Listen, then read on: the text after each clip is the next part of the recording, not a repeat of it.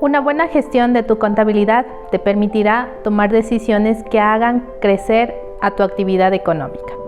Bienvenidos a la materia de contabilidad general. Mi nombre es Marina Armas, soy magíster en contabilidad y auditoría y en esta ocasión les acompañaré en la materia mencionada. Dentro de la materia se detallará los siguientes temas. Como primer punto, se revisará las generalidades de la contabilidad, en el cual se conceptualiza y define adecuadamente la contabilidad en base a normativas pertinentes. Generalidades de la contabilidad. El entorno empresarial, importancia y clasificación. La contabilidad es una herramienta fundamental en el desarrollo de las empresas u organizaciones, ya que se encarga de analizar y valorar los resultados económicos que se obtienen en las mismas. Una organización está conformada por un grupo organizado de personas, recursos físicos, tecnológicos, financieros y humanos, para la consecución de un fin lucrativo o no lucrativo. Es así que una empresa se conforma por la organización con un fin lucrativo que permite obtener beneficios y repartirlos entre sus propietarios. Dentro del sistema de la empresa existen factores o fuerzas del exterior de la misma que influyen en su comportamiento de acuerdo al entorno en el que se maneja. Este sistema puede ser socioeconómico. Dentro de la empresa existen varios factores en los cuales se fundamenta para la consecución de sus fines. El éxito de una empresa viene dado por las relaciones con el entorno, la capacidad de adaptación al entorno y la capacidad de influir en el entorno. De esta manera, pues la empresa se considera como una unidad de producción de acuerdo a la realidad económica en la que se desarrolla. También se considera como una unidad social y política, ya que se debe manifestar de acuerdo a las normativas, tanto nacionales como internacionales. También se considera como una unidad de decisión dentro de la realidad social en la que se maneja y como una unidad financiera, ya que dentro de la misma se manejan recursos financieros. La clasificación de las empresas viene dada de la siguiente manera. Existen empresas primarias, que son aquellas que explotan los recursos naturales existentes. Por ejemplo, las que se dedican a la agricultura, la ganadería, la minería, los recursos acuáticos, etc. Las empresas secundarias son las que mediante un proceso de transformación de la materia prima se convierte en productos elaborados. Como ejemplo tenemos Cervecería Nacional, Fideos Paca, Embutidos Don Diego, Confecciones Anitex, entre otras. Las empresas terciarias son las que realizan actividades de comercio relacionadas a los servicios, por ejemplo, aseguradoras, bancos, etc. Es importante conocer la historia y evolución de la contabilidad. Es así que de esta manera, en la antigüedad se generaron algunos elementos que tiempo después fueron acogidos por la contabilidad. Entre dichos elementos se encuentran las tablillas de barro, la escritura cuneiforme, el sistema de pesas y medidas, la posición y registro de cantidades, las operaciones matemáticas, la escritura pictográfica y también jeroglífica, el papiro y la moneda. Posteriormente, durante la Edad Media, se creó el sistema numérico arábigo y se desarrollaron nuevas rutas mercantiles. Estas situaciones propiciaron la necesidad de contar con algún tipo de registro de las transacciones en las industrias.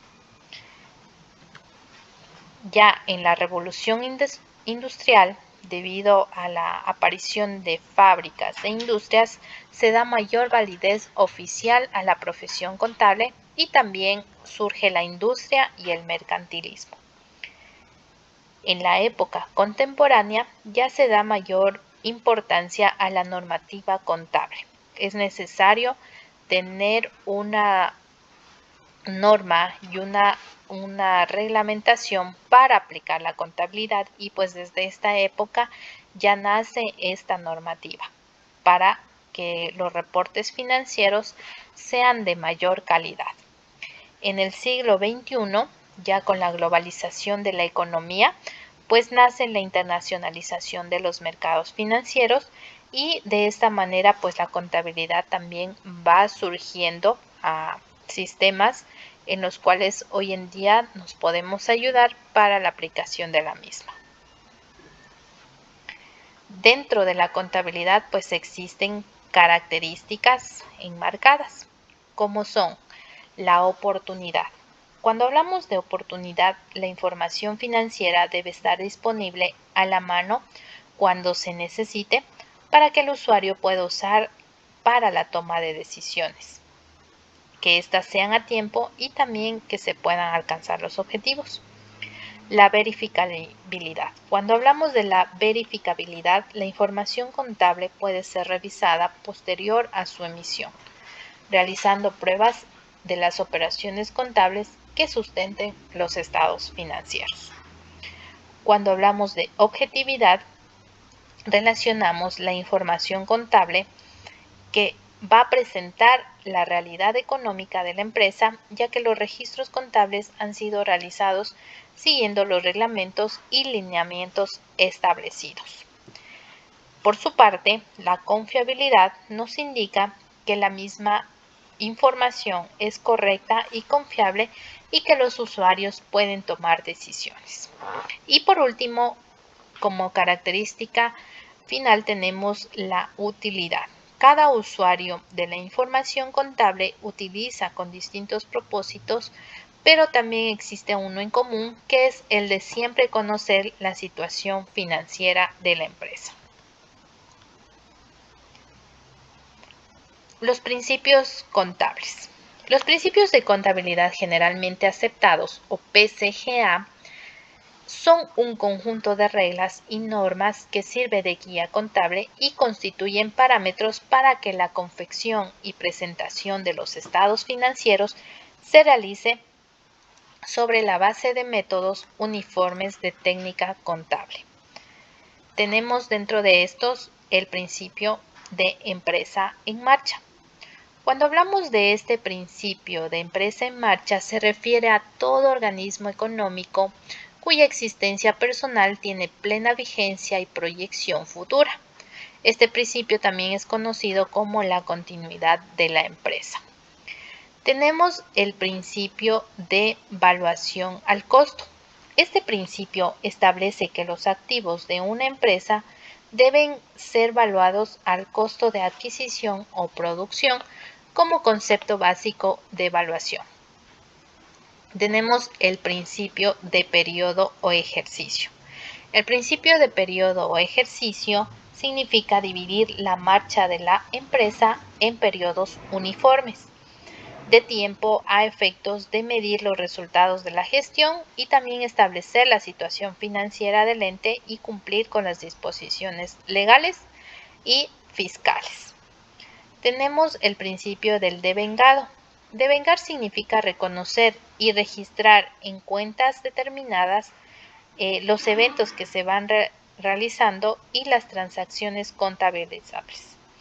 Esta aplicación del principio del devengado registra los ingresos y gastos en el periodo contable al que se refiere, a pesar de que el documento de soporte tuviera una fecha del siguiente ejercicio. Tenemos el principio importante, que es el de partida doble.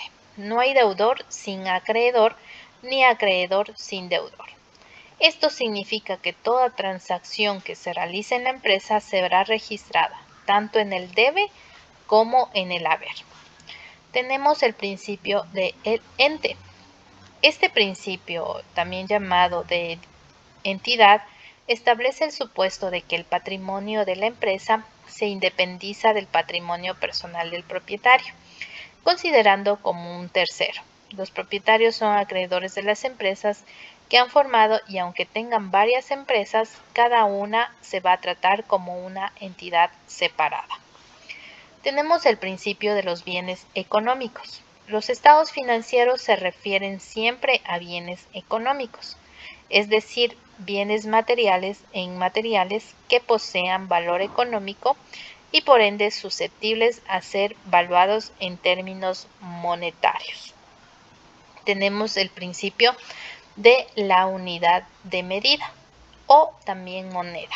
Los estados financieros se reflejan mediante un recurso, por lo cual es necesario elegir una moneda y también valorizar los elementos patrimoniales aplicando precio a cada unidad. Por lo general se utiliza aquí la moneda que tiene un curso legal en el país en el que funciona el ente o la empresa. Tenemos el principio de objetividad. Los cambios de los activos, pasivos y en general de toda la expresión contable deben reconocerse formalmente en los registros contables, tan pronto como sea posible medirlos objetivamente y también expresar esa medida en moneda legal. Tenemos el principio de realización. Los resultados económicos solo deben computarse cuando sean realizados o cuando la operación que los origina queda perfeccionada desde el punto de vista de la legislación o también las prácticas comerciales que son aplicadas. Tenemos el principio de la prudencia. Significa que cuando se debe elegir entre dos valores por un elemento de activo, normalmente se debe optar por el más bajo. Tenemos el principio de la uniformidad. Este principio de contabilidad establece que una vez elaborado los criterios para la aplicación de los principios contables, estos deben mantenerse siempre que no se modifiquen las circunstancias que propiciaron dicha elección. Entonces deben señalarse por medio de una nota aclaratoria en el efecto en los estados financieros de cualquier cambio de importancia que se genere con la aplicación de los principios generales y las normas particulares. Tenemos el principio de exposición. El principio de exposición, también denominado revelación suficiente, pues implica formular los estados financieros en forma comprensible para los usuarios. De esta manera, pues son todos los principios contables que deben ser aplicados dentro de la ejecución de la contabilidad. A continuación, se analizará la temática de la dinámica contable, dentro del cual se identifica el registro y evalúa las operaciones contables en los libros contables y balances. Dinámica contable. Ecuación contable y partida doble. Dentro de la contabilidad se consideran los siguientes elementos. Tenemos el activo, el pasivo y el patrimonio. El activo son todos los valores, bienes y derechos de propiedad de la empresa. Un activo es un recurso controlado por la entidad como resultado de sucesos pasados del que la entidad espera obtener en el futuro beneficios económicos. Esto de acuerdo a las normas internacionales de información financiera. Entonces, al momento que nosotros queremos aplicar la ecuación contable, tenemos que considerar la siguiente fórmula. Activo es igual a pasivo más patrimonio. Recordar que en la contabilidad pues se mantienen siglas o nomenclaturas que nos permiten acortar los nombres que se manejan dentro de la parte contable. Entonces, dentro del activo pues se va a mantener la fórmula. Activo igual a pasivo más patrimonio. Luego tenemos como elemento fundamental el pasivo.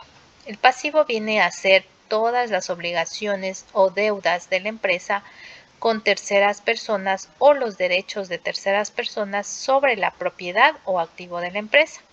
Un pasivo es una obligación presente de la entidad surgida a raíz de sucesos pasados, al vencimiento de la cual Para cancelarla, la entidad espera desprenderse de recursos que incorporan beneficios económicos. De esta manera, la fórmula para obtener el pasivo es igual a activo menos patrimonio. El patrimonio. Cuando hablamos de patrimonio, es el derecho del propietario o propietarios sobre el activo de la empresa. El patrimonio es la parte residual de los activos de la entidad una vez deducidos todos sus pasivos. De esta manera, la fórmula se conforma por patrimonio igual activo menos pasivo.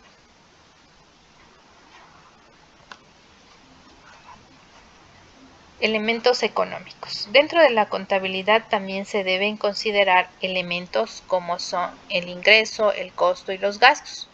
El ingreso corresponde a las entradas económicas o remuneración que recibe por la venta de bienes y servicios.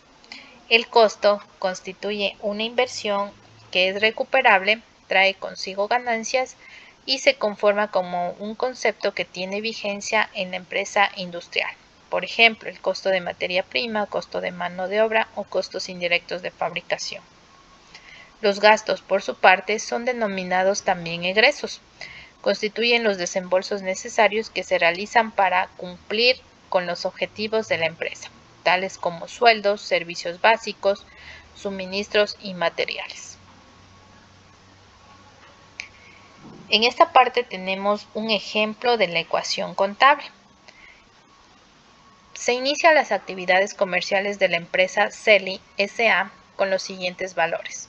Tenemos efectivo por 30,000, mercaderías por 50,000, muebles y enseres por 10,000, deuda por 20,000. En este caso nos solicita obtener el patrimonio. Como ustedes pueden ver, pues tenemos las fórmulas aplicadas para poder obtener el patrimonio. En este sentido, cuando aplicamos la fórmula para la obtención del patrimonio, tenemos que realizar los activos menos pasivos. En cada una de las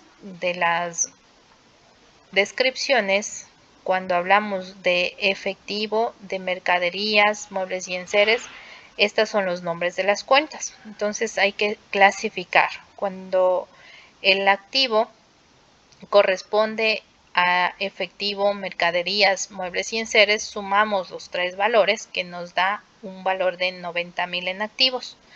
Y pues la deuda se conforma el pasivo, que son 20,000. En este caso, pues aplicando la ecuación contable, tenemos 70,000 de patrimonio. Se considera primeramente el libro diario, libro mayor, estados financieros para la toma de decisiones. Y dentro de los métodos de registro pueden ser métodos manuales y métodos electrónicos. Las partes de la cuenta contable.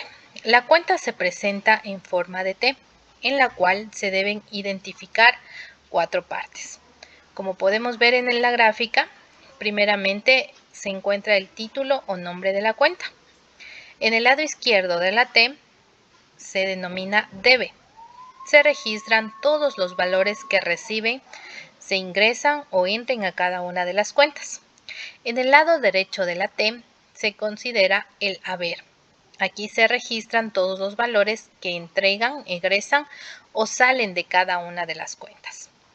Y al final obtenemos el saldo, que se obtiene de la diferencia entre el debe y el haber. Si la suma del debe es mayor que la suma del haber, se dice que se obtiene un saldo deudor. Y si la suma del haber es mayor que la suma del debe, se dice que el saldo es acreedor. Si las sumas son iguales, pues obtenemos un saldo nulo.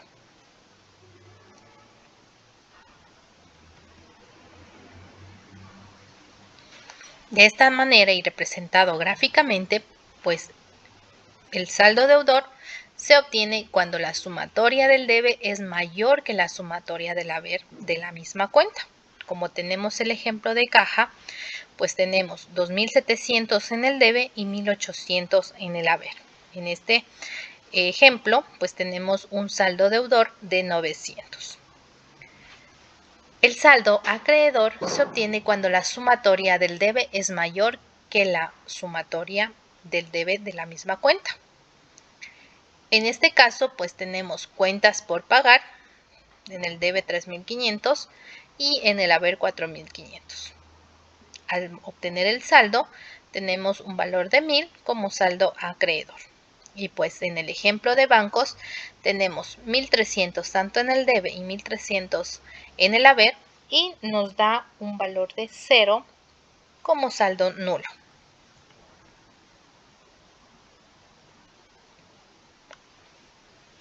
Personificación de las cuentas. Cuando hablamos de cuentas contables, es importante conocer que hay que personificarlas. Y al personificar es dar el nombre a los bienes, valores y servicios de una empresa y la cuenta que está en capacidad de dar y recibir. Entonces, nosotros debemos identificar cuál es el nombre de la cuenta, a qué se refiere y a qué grupo pertenece. En esta instancia, vamos a tener cuentas del grupo activo, pasivo y del grupo patrimonio. Entonces, en el ejemplo que está mostrado en el cuadro, tenemos la cuenta caja, bancos y mercadería. Cuando hablamos de la cuenta caja, el detalle es el dinero en efectivo, en billetes o monedas, y pertenece al grupo del activo. De igual manera, bancos es el dinero que se encuentra depositado en una institución financiera, como puede ser bancos, cooperativas, mutualistas o en su defecto los cheques. Esto pertenece al grupo del activo. Y la mercadería. Mercadería son los artículos disponibles para la venta y dentro del grupo son los activos. Una vez que nosotros identificamos cuál es el nombre de las cuentas, a qué se refiere dentro de su detalle y a qué grupo pertenece, pues también es importante codificarlas. Las cuentas codificadas nos permiten mantener un orden o mantener una clasificación para la utilización dentro de la parte contable de una entidad. El método de decimal puntuado es el método más utilizado, ya que es fácil y comprensible y permite la jerarquización de los datos. En el ejemplo que se muestra en el cuadro, tenemos en este caso una cuenta de activo, que es bancos, y pues me va a representar, ¿no? ¿Sí? El número 1 me va a representar a las cuentas que son de activo. Si queremos obtener un subgrupo, queremos identificar activos corrientes, pues será 1.1. Pero si dentro de estos activos corrientes vamos a desglosar la cuenta bancos, pues tendrá el código 1.1.1. Por su parte, también vamos a tener varios auxiliares, como puede ser Banco del Pichincha, Banco del Pacífico y los bancos que mantenga la empresa. Y pues esto ya contará como una cuenta mayor auxiliar, en la cual la codificación será 1.1.1.1. Todo esto va en función de la agrupación de las cuentas, ¿sí? Cuando clasificamos cuentas de activo, pues serán con el número 1, las cuentas del pasivo con el número 2, las cuentas de patrimonio con el número 3, los ingresos con el número 4 y los gastos con el número 5. De esta manera, una vez que ya sabemos cómo identificar las cuentas, pues se realiza el desarrollo del proceso contable. El proceso contable corresponde al conjunto de procesos que nos permite declarar a través de los estados financieros las operaciones económicas de una empresa. Este ciclo es fundamental para toda empresa, que nos permite ver los ingresos y gastos que tiene la entidad y así realizar proyecciones, evitando muchas veces las crisis que se puedan llevar a un cierre de la compañía. Entonces, dentro del proceso contable, siempre se van a realizar transacciones, balance inicial, diario general, mayor general, balance de comprobación, hoja de trabajo, estado de resultados y balance general. Aquí hay que tomar en cuenta que para realizar cada una de las transacciones nos vamos a basarnos en el principio de partida doble, donde se van a registrar las cuentas deudoras que reciben valores y cuentas acreedoras que entregan valores, con el fin de poder identificar y ubicar con facilidades las cuentas que intervienen en cada una de las transacciones. Podemos realizarnos las siguientes preguntas: ¿qué cuentas intervienen? ¿Qué cuenta recibe y qué cuenta entrega? ¿Y por cuánto recibe y por cuánto entrega? De esta manera, pues podemos identificar dentro de cada una de las transacciones cuál es la parte real y cuál es la parte financiera. Hablamos de parte real cuando el bien es el bien o el servicio que se compra o se vende, y la parte financiera pues constituye la forma de pago, que puede ser efectivo, cheques o a crédito.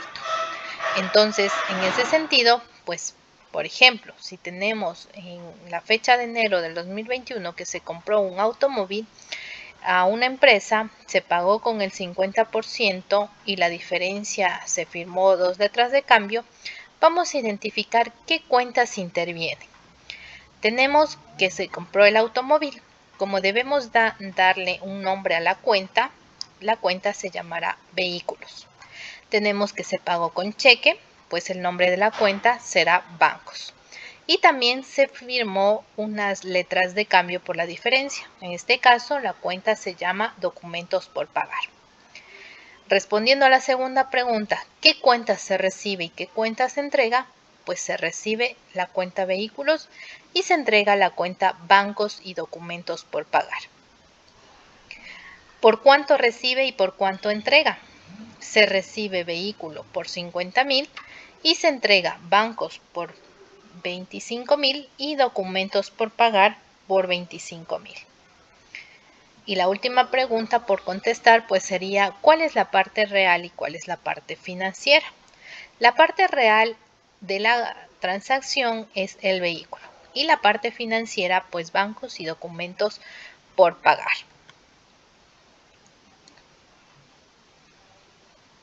De esta manera, dentro de los asientos contables también podemos identificar que tenemos los asientos simples y asientos compuestos. Los simples son los que se afecta una sola cuenta en el debe y una en el haber. Por ejemplo, el 4 de julio del 2021 se deposita en el Banco del Pichincha la suma de $1,000. Tenemos como débito bancos por $1,000 y como crédito caja por $1,000.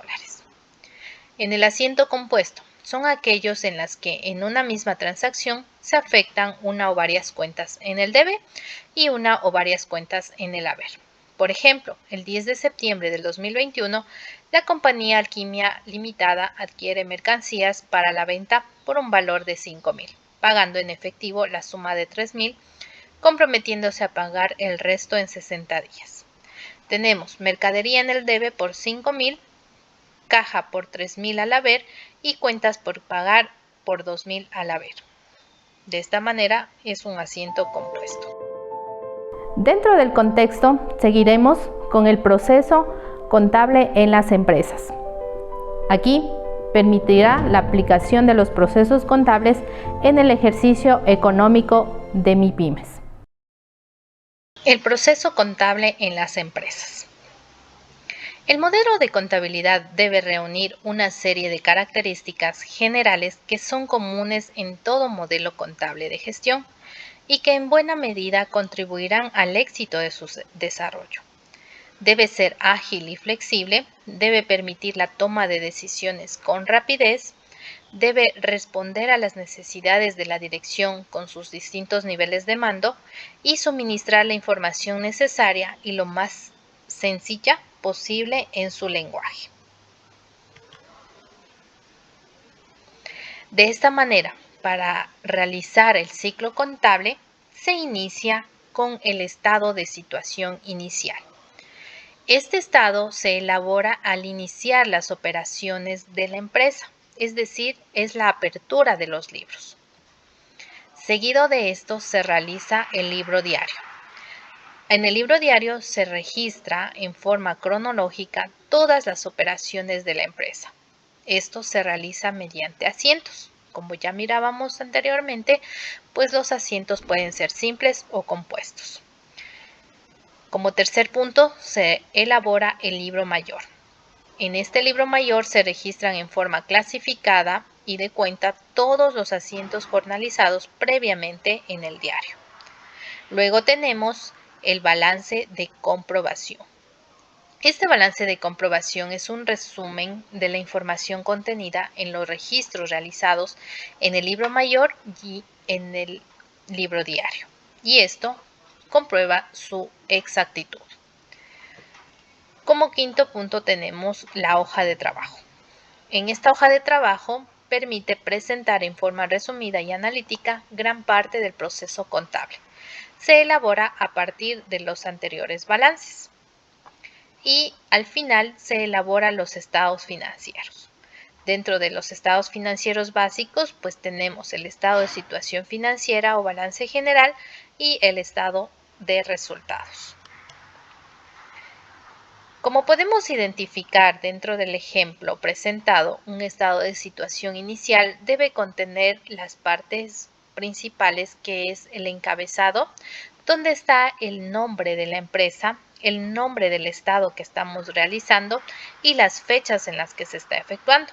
Por lo general, la fecha se coloca del 1 de enero al 31 de diciembre, o si es trimestral, del 1 de enero al 31 de marzo, dependiendo del periodo en el que nosotros nos encontremos realizando la contabilidad.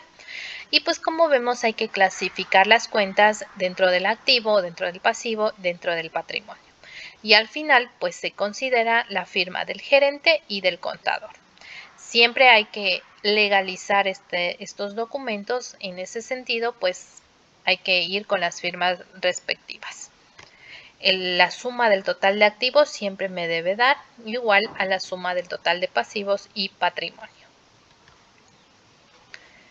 En el libro diario, como estamos presentando el formato, pues también existe un encabezado en el cual va el nombre de la empresa, libro diario y la fecha en la que se está ejecutando la contabilidad. Dentro del libro diario tenemos el siguiente formato en el cual se identifica la fecha, el código de las cuentas, la cuenta y el débito y crédito. En este sentido, pues se realizan las transacciones diarias, como bien lo dice el nombre, libro diario. Aquí se identifican todas las transacciones que se realizan en la empresa y se registra a diario todo lo que se ejecuta dentro de la misma, ¿sí? Todas las compras, todas las ventas que se realizan, pues van directamente registradas en el libro diario.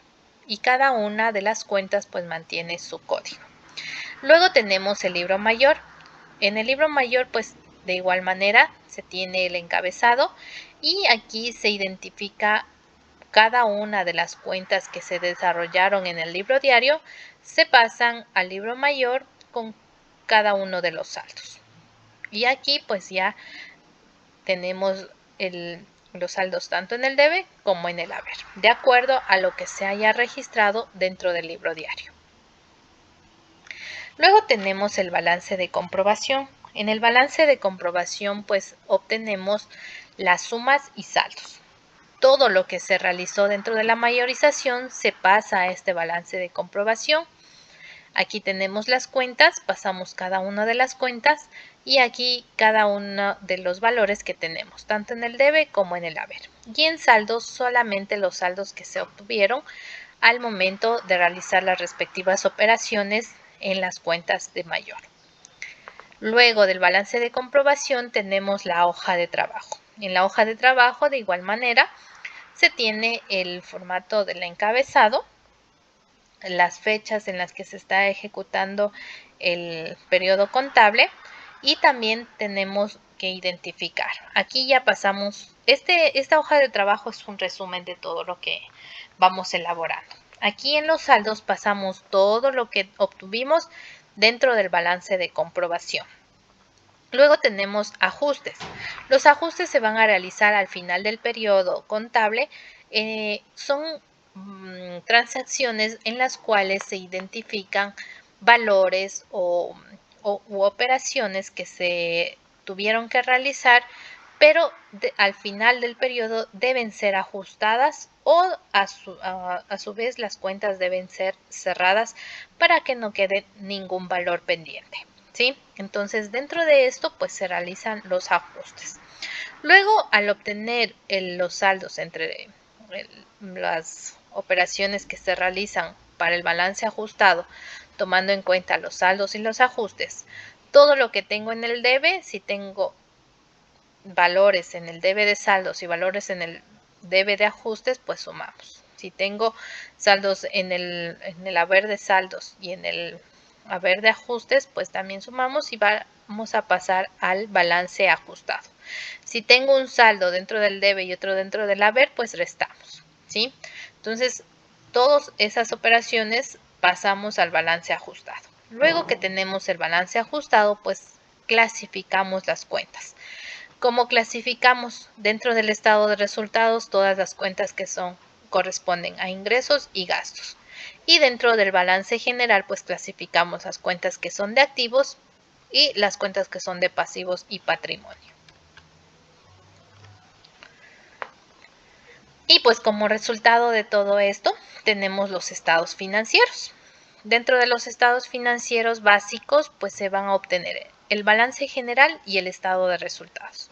Como podemos ver en el ejemplo, pues también se toma en cuenta la parte del encabezado y aquí ya pasamos el resumen que obtuvimos dentro de la parte de la hoja de trabajo. Entonces acá ya pasamos lo que corresponde al balance general y lo que corresponde al estado de resultados. Al estado de resultados correspondían todo lo que es costos, todo lo que es gastos, todo lo que es ingresos. Y al balance general lo que corresponde a activos, pasivos y patrimonio. Y de esta manera pues obtenemos el resumen contable y financiero de todas las operaciones que se realizan dentro de la entidad en un periodo determinado. Estas firmas de legalidad pues siempre tienen que ir para dar el respectivo soporte a los documentos presentados. Una vez que hemos visto todo el proceso contable y qué es lo que se realiza paso a paso, pues dentro de cada una de las transacciones o dentro de las operaciones que se generen en la empresa, vamos a identificar que también se va a realizar el tratamiento de la nómina.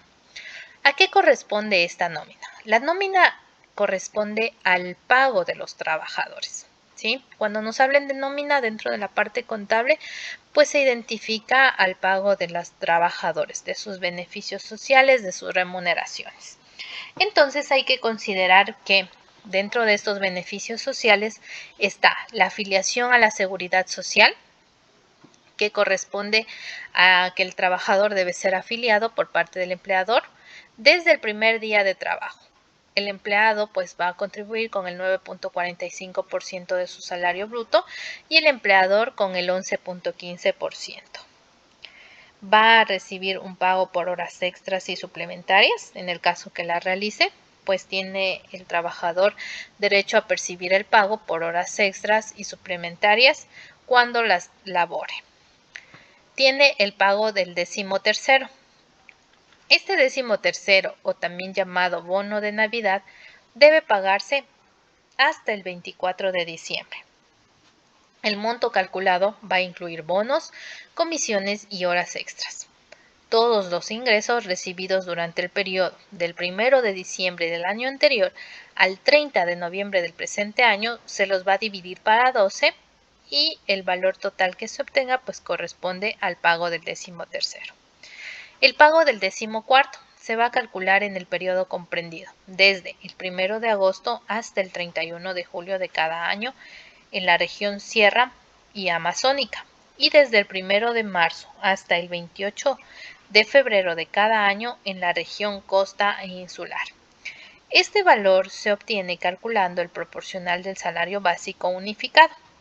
Por ejemplo, para el año 2022 corresponde a $425. Y los fondos de reserva.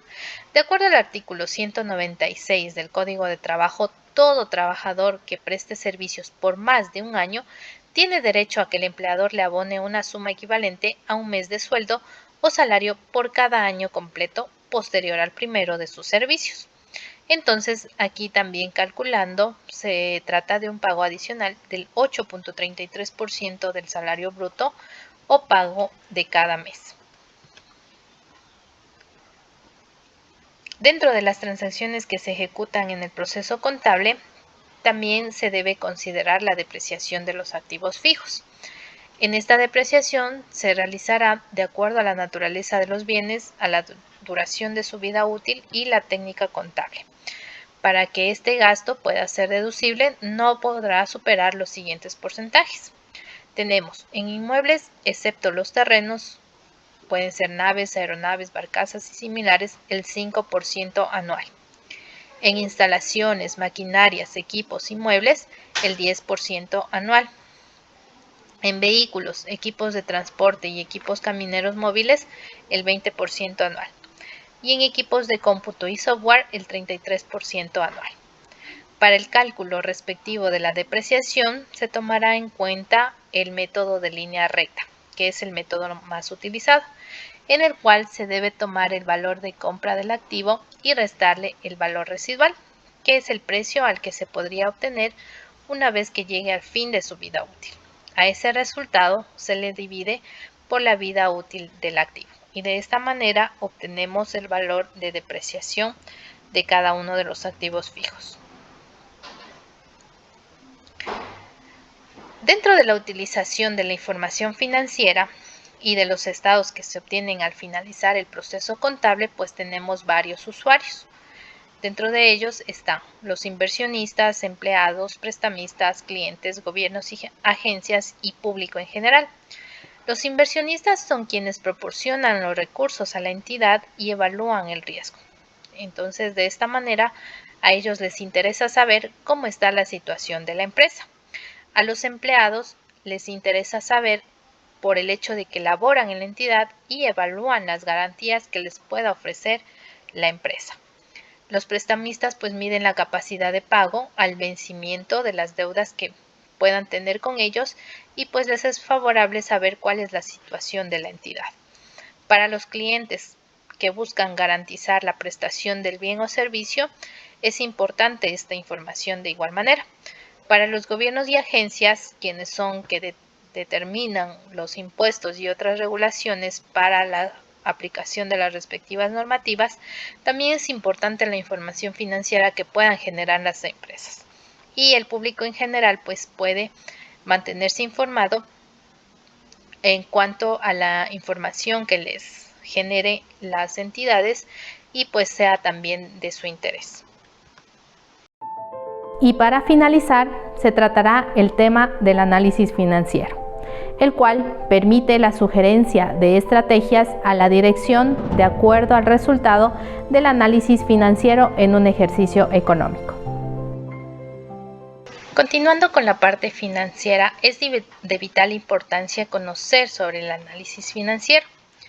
El análisis financiero corresponde al análisis de estados financieros que consisten en utilizar un conjunto de técnicas que tiene como finalidad diagnosticar la situación y perspectiva de la empresa con el fin de poder tomar decisiones adecuadas.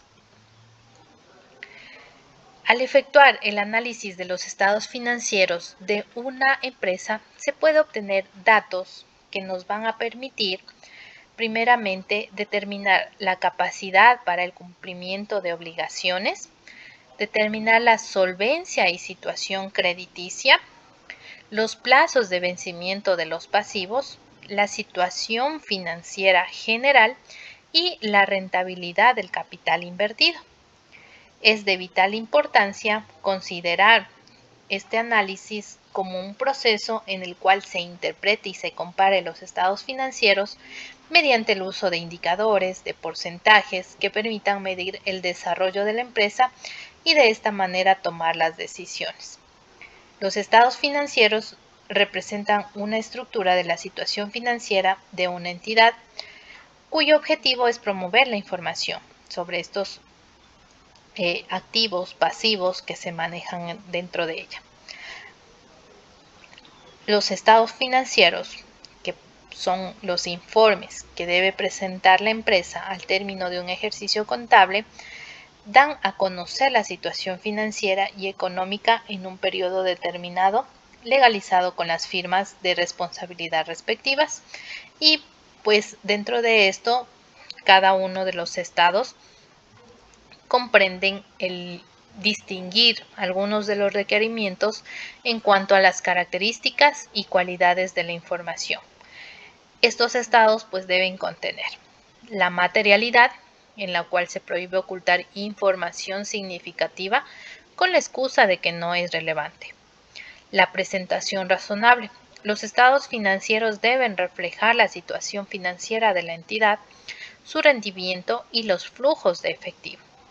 La comparabilidad, que se debe emitir información comparativa, presentar como mínimo la información del periodo actual y anterior, incluyendo todos los valores de los estados financieros de dichos periodos. La frecuencia de la información, que se debe presentar los estados financieros al menos de forma anual.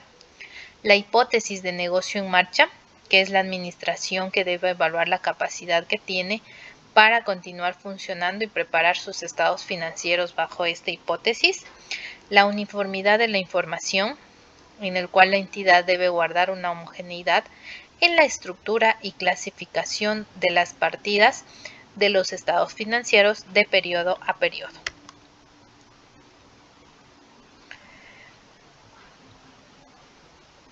Para realizar los análisis financieros, pues existen varias herramientas. Dentro de estas herramientas están los estados financieros básicos de los 2 últimos años y sus notas explicativas. Está también la información complementaria sobre la estructura de costos fijos y variables, la forma de pago de los pasivos y los métodos de depreciación.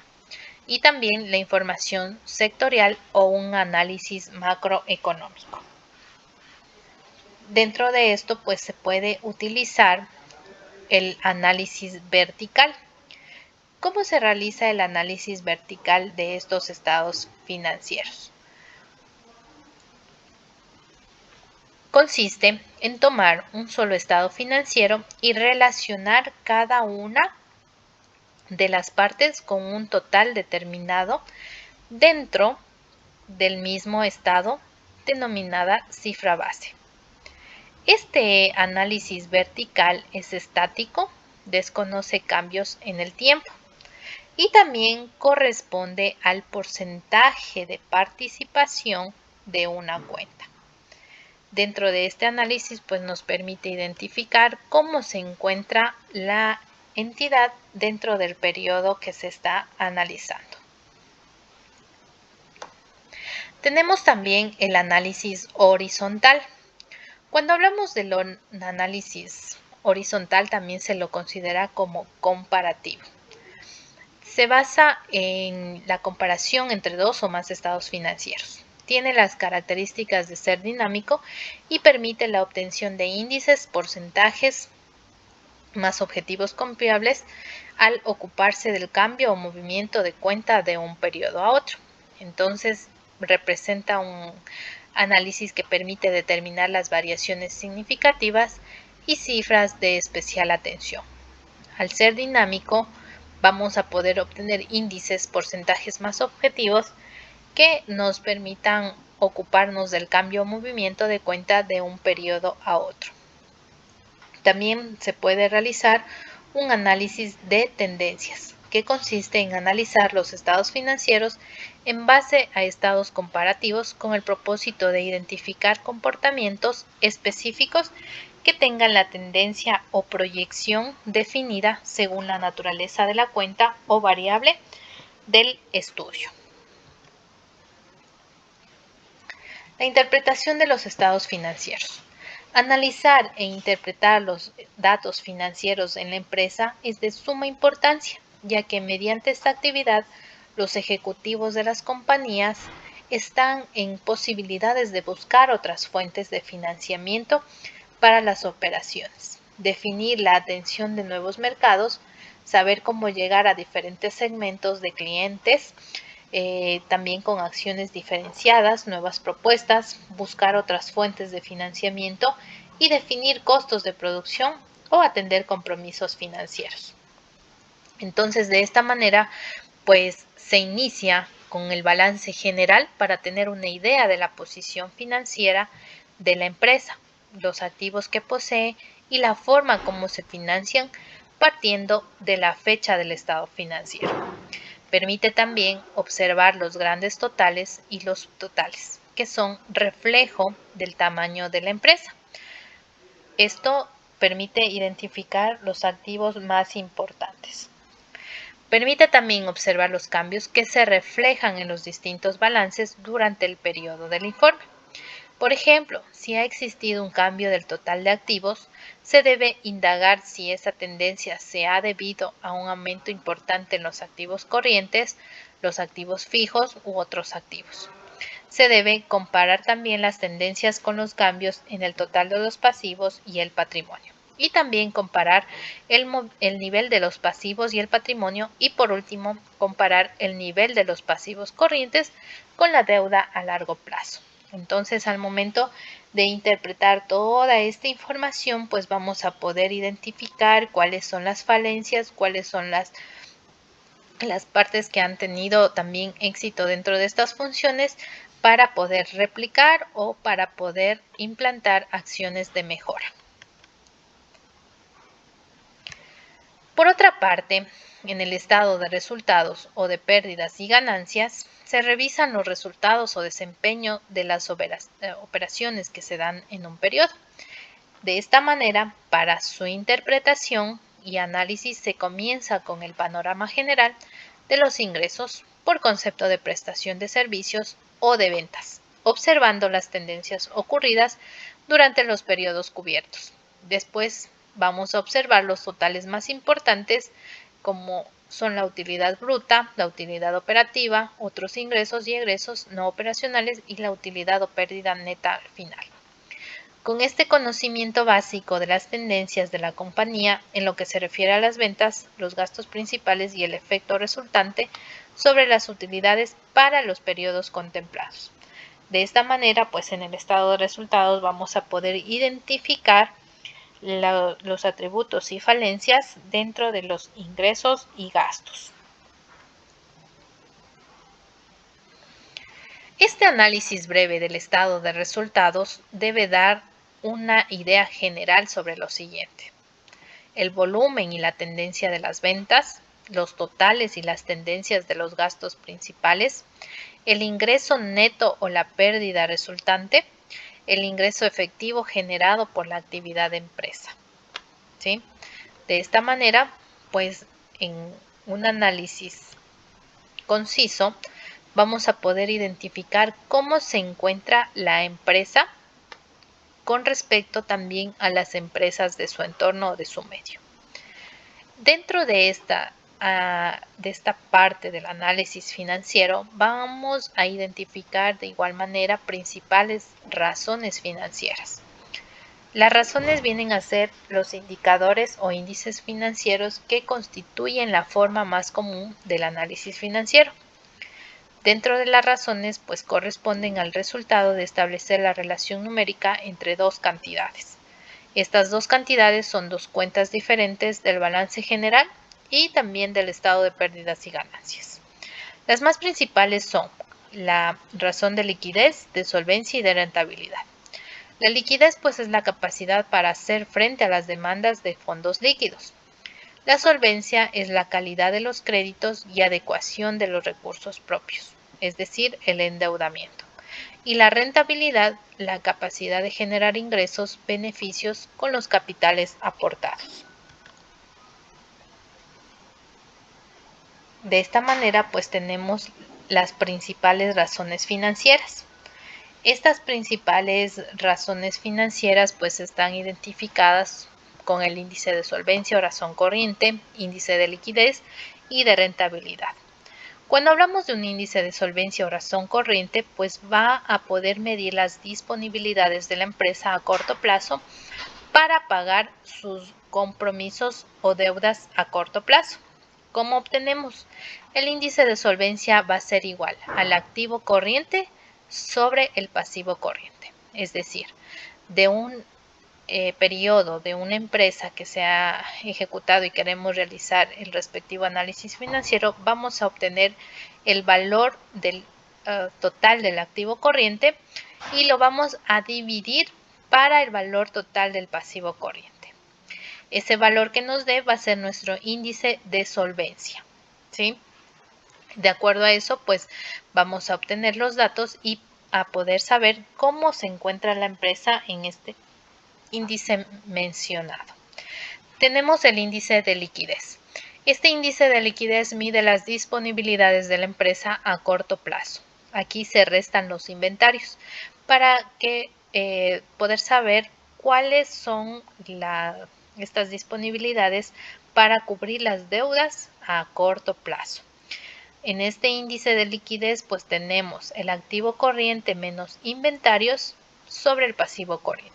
Es decir, igual, de una empresa escogemos los valores que corresponden a activo corriente, al total de activo corriente, le restamos el valor de inventarios y eso dividimos para el valor total del pasivo corriente. El estándar dentro de este índice de liquidez, es decir, el valor normal que nos tiene que dar está entre 0.5 hasta 1. Si nos da entre ese rango, la respuesta, pues podemos decir que la empresa tiene un buen índice de liquidez. Y también tenemos el índice de rentabilidad sobre ventas. Esto nos permite conocer la utilidad por cada dólar vendido. Este índice, cuando es más alto, representa una mayor rentabilidad. Y esto depende del tipo de negocio o actividad de la empresa. Entonces, de esta manera, pues tenemos la rentabilidad sobre ventas va a ser igual a la utilidad neta del ejercicio dividido para las ventas. La utilidad del ejercicio se va a determinar antes de impuesto y distribuciones. Entonces, de igual manera, en un ejercicio económico dentro de una empresa tomamos los valores totales de la utilidad neta del ejercicio y la dividimos para el total de ventas. De esta manera, pues obtenemos la rentabilidad sobre ventas, es decir, vamos a saber cuál es la utilidad por cada dólar que vendemos. Como podemos identificar, pues el análisis financiero es un factor primordial para saber cómo se encuentra la empresa y para poder determinar acciones correctivas que permitan tomar decisiones dentro de la dirección de la empresa.